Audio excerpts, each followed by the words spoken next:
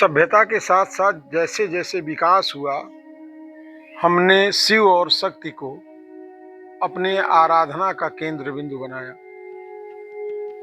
पूरे विश्व में और विशेष रूप से देवभूमि भारत में शिव और शक्ति की ही आदिकाल से पूजा होती रही। शक्ति की पूजा के लिए हमने पिंडियां बनाई और शिव स्वयं में ही प्रकट हुए और वो प्रकट शिवलिंगों में 12 ज्योतिर्लिंगों का स्थान है।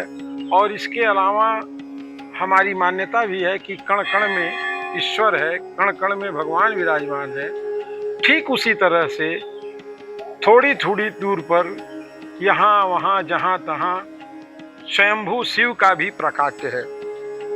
नमस्कार, प्रखर आस्था आप देख रहे हैं। मैं हूँ आपके साथ विमलेश शुक्ल और इस समय हम मौजूद हैं प्रतापगढ़ जिले के बेलखरनाथ में। ये करीब 90 मीटर ऊंचाई पर एक टीला है। यहाँ पर बेलखरनाथ महादेव का मंदिर है।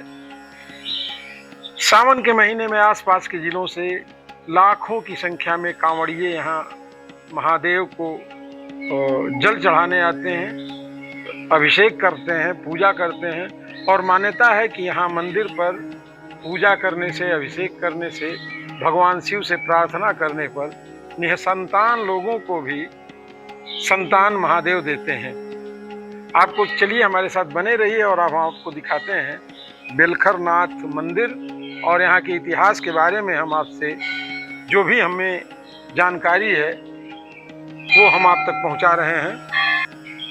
प्रतापगढ़ जिले से करीब 15 किलोमीटर दूर 90 मीटर की ऊंचाई पर ये जो आप टीला देख रहे हैं, आसपास ये झाड़ और जंगल है। चूंकि यहाँ कुछ खारा पानी है तो यहाँ कटीले पौधे बहुत ज़्यादा होते हैं।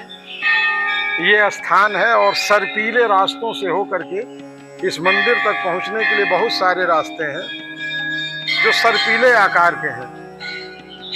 बेलखरनाथ सावन का महीना विशेष महीना महादेव का होता है, तो यहाँ बहुत सारे श्रद्धालु कांवड़ लेकर के पहुँचते हैं और महादेव को जल अर्पित करते हैं, जल चढ़ाते हैं, रुद्राभिषेक करते हैं। बहुत सारी अनुष्ठान होते हैं, बहुत सारी पूजाएं होती हैं। और ये मंदिर से सटे ही हनुमान जी का और शनि देवता का विग्रह स्थापित है और एक विशाल पीपल का वृक्ष है। और इस मंदिर के चारों तरफ इस तरह के बहुत सारे विशाल वृक्ष हैं। इस समय हम परिक्रमा मार्ग पर हैं। हालांकि महादेव के मंदिर की पूरी परिक्रमा नहीं होती है, लेकिन गर्भगृह के बाहर जो ये बारामदा है जहाँ से कांवरियों को भेजा जाता है अंदर, मंदिर बहुत ही प्राचीन है। ये 12वीं शताब्दी का मंदिर है और कहा जाता है कि एक राजा ने यहाँ पर महादेव को सबसे पहले अनुभव में प्राप्त किया।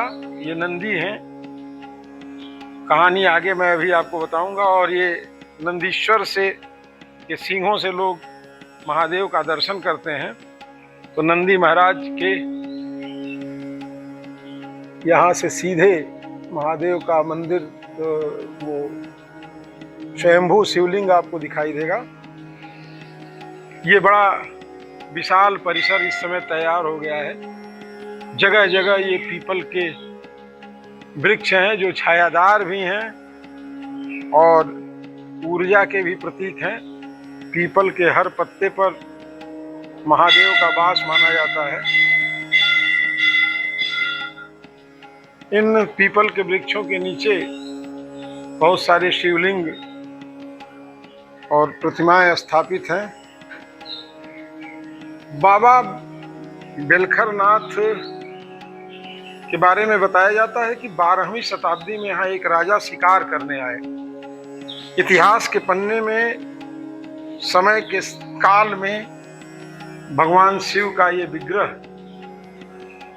लोगों के ज्ञान से परे हो गया था, उनकी जानकारी से परे हो गया था।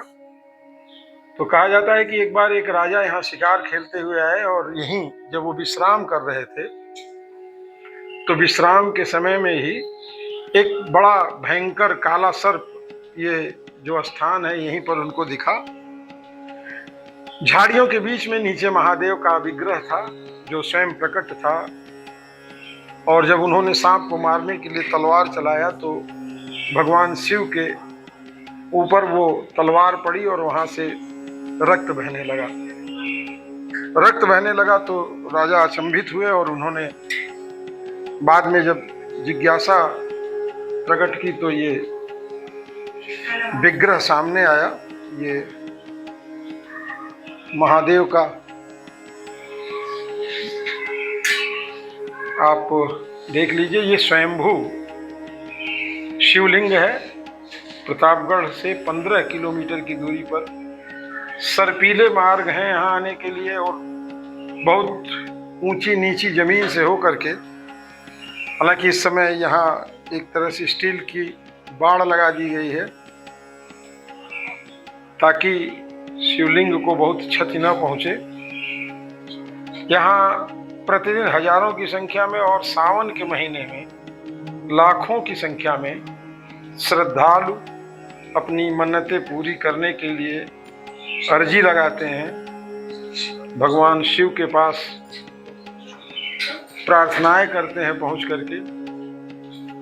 और ये बड़ा दिव्य भव्य धीरे धीरे मंदिर समय के साथ बदलता जा रहा है। जिनकी मनोकामनाएं पूर्ण होती हैं वो आते हैं और अपनी अर्जी लगाने के बाद जब उनकी मन्नतें पूरी हो जाती हैं तो उसके हिसाब से जो उनकी श्रद्धा होती है वो यहाँ चढ़ावा करते हैं। यहाँ मंदिर प्रांगण में जो घंटे लटक रहे हैं ये उनकी आस्था के प्रतीक है, जिनकी मन्नतें पूरी हुई और उन्होंने यहाँ पहुंच करके ये घंटे लगवाए।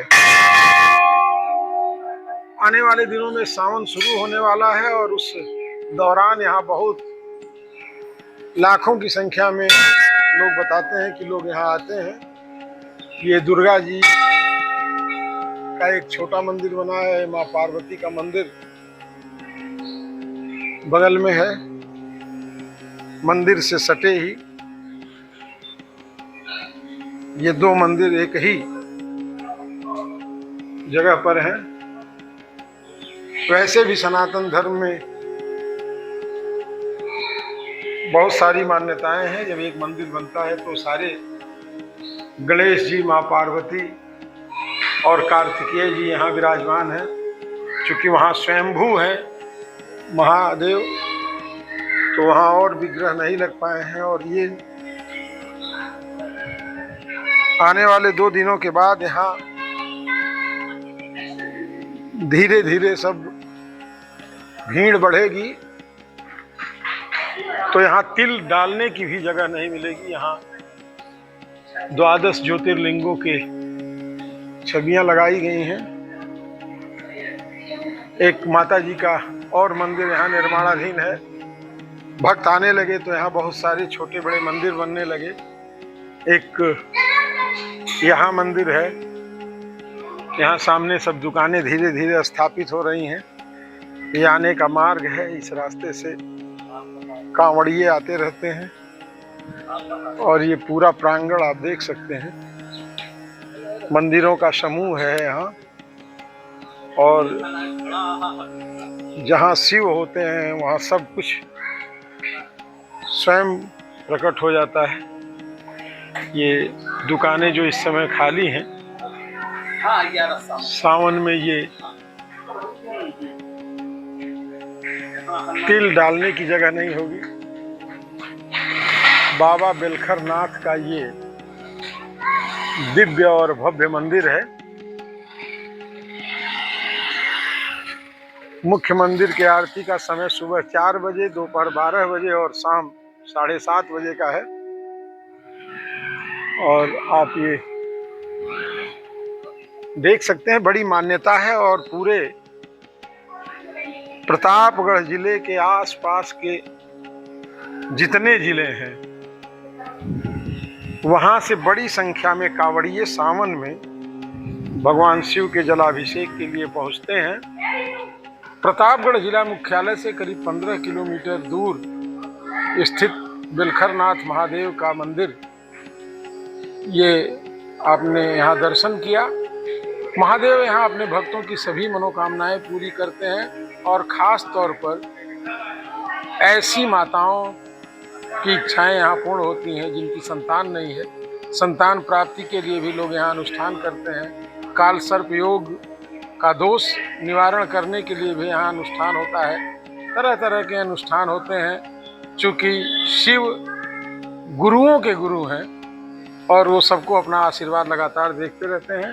सावन तक और पूरे सावन में हम आपको इसी तरह से अलग अलग विख्यात प्रख्यात और भक्तों की मनोकामनाएं पूर्ण करने वाले स्वयंभू और तमाम ऐसे शिव मंदिरों की और देव मंदिरों का दर्शन कराएंगे। हमारे साथ लगातार आप बने रहें। धन्यवाद। अगर हमको आप YouTube पे देख रहे हैं तो हमारे चैनल को सब्सक्राइब कर लें, फेसबुक पे देख रहे हैं तो फॉलो करें और YouTube पे बेल आइकन को ज़रूर दबा दें ताकि आपको लगातार इस तरह की धार्मिक जानकारियाँ मिलती रहें। फिर हमारी मुलाकात होगी। नमस्कार।